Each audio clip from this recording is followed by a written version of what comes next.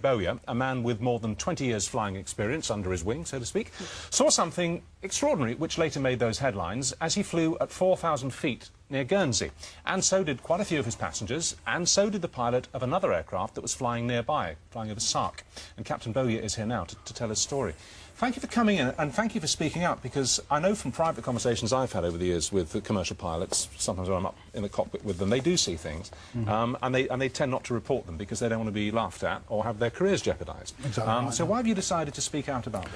Well, I didn't actually decide to speak out at all. Actually, the press asked the company, which I work for, would I mind doing an interview, and the company, being quite a forward-thinking firm, had no objection. In fact, pretty much actively encouraged it. So that's how it happened, really. Well, how did the press get hold of it then? Did passengers? I don't know. I really don't know. You weren't the only person who saw No, this phenomenon, that's right. were you? There, No. there were some passengers who saw it, and Yeah. also another pilot. Yes. Simultaneously. Well, look, we've got an artist's impression that we knocked up here this afternoon on our computer paint box.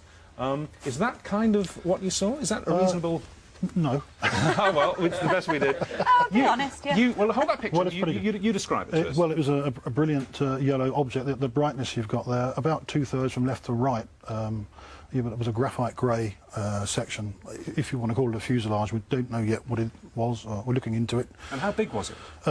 It's difficult to say once again, but I saw it from 50 miles away. So any object from 50 miles away must have been fairly enormous. What, about a mile long?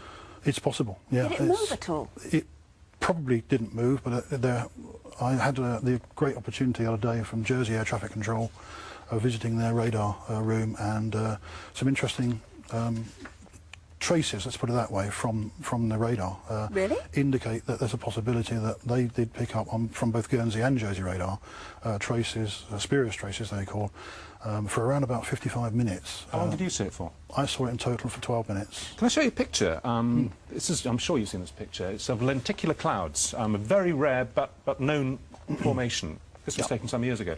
Could it have been something like that? Could it have been some very, very strangely formed cloud, do you think? No. Well, I think highly unlikely. I've seen lots of lenticularis in my time, but just doesn't look like a cloud. Well, you've seen a lot of clouds over the last I also few years. had the opportunity of looking at these objects, there were two of them, through binoculars, 10 times magnification, and in my view, a very definite object inside controlled airspace, which shouldn't have been there. What happened? Did you simply lose contact with it? Did it disappear? Well, I was landing. It was a general flight from Southampton going to Alderney, and the only reason I lost sight of it was because I descended through a haze layer, which is fairly common in that area, and having descended through the haze layer, couldn't see it anymore. But it's almost certainly still there. Did the other pilot who was flying over Sark, the island of Sark, did he report it in exactly the same terms? Yes, because it was sighted, or they were sighted inside controlled airspace.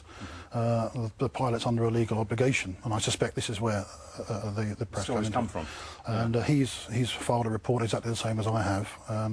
Well, let's show you a couple of pictures from the UFO file books. These are genuine UFOs in the sense that no one's ever been able to explain what they are, but they happen. They're not fakes. Well, that's over New Mexico. That's very similar to the sort of thing that I saw, yeah. Well, and my passengers. That was famously I haven't seen taken over New Mexico in 1957, and it's not a cloud. That much we do know. I don't know what it is, but it's not a cloud. Not a cloud. Analysis showed that it wasn't a cloud, but they don't know what it was, hence UFO. This is one from Russia in 1989. Again, analysis shows it's a genuine object. It's not a cloud. There is a cloud above it, a faint one, but that object is not a cloud. Again, is that something... well, I'd say the object I saw was a very brilliant yellow much brighter colour. than that. Yeah, much brighter. It's emitting light. Good. It was emitting. You think it was emitting light? Well, there was cloud above it and all the way down to Guernsey. And, so it couldn't have been reflecting sunlight then? Yeah. Well, that was what I first thought before I looked at it through the binoculars. That there's a lot of vineries called greenhouses in Guernsey, and the sun may have been reflecting from one of these vineries to the aircraft. You often see them in France as well on the way down to the Channel Islands, and because the aircraft moves position and the reflections are fixed in place, they often disappear. They always disappear. This one didn't disappear; it just stayed stationary. If you had to take an instinctive guess, and I'm saying it's guess, so I'm not asking for professionals, because how could you possibly know? Would you say that it was something of this planet or something from outer space?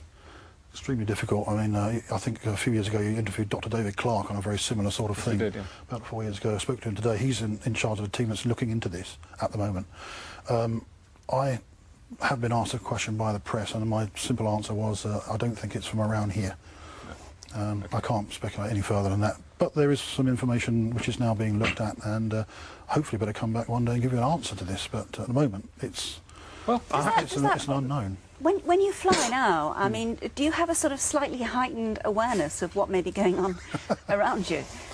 I think, yes, definitely. Yeah, it's not the first object I've seen personally, and I've spoken to a lot of other commercial pilots since this has happened, and they've said on the quiet, you know, come round the corner, I want to tell you about what I saw. Absolutely, that's... And I think what's going to happen now, this may have opened the can, and I think what all professional pilots out there ought to be looking at is actually reporting everything they see and actually getting it itemised and written into the CAA, and then perhaps we will find Well, I have to say, the unofficial first-hand accounts I've, as I say, had from professional pilots, many of them with as much experience as you have, and they're not putting me on, you know, are extraordinary. Some things that some guys have seen. Some see nothing in an entire career. We interviewed a British Airways pilot who also came out in the 1960s. He saw a silver disc, didn't he? He picked it up on his radar. It was picked up on ground radar over the Bay of Biscay. Pretty big, and it travelled at immense speed, way faster than the speed of sound, and disappeared under his right wing. And it was a round silver disc, you know, like they're supposed to be. Extraordinary. Well, this object looked like a CD disc on edge, if you like, but very sharp and extremely well defined. Well, thank you very much for coming in and describing it to us. That's fascinating. Thank you. Thank you. Welcome.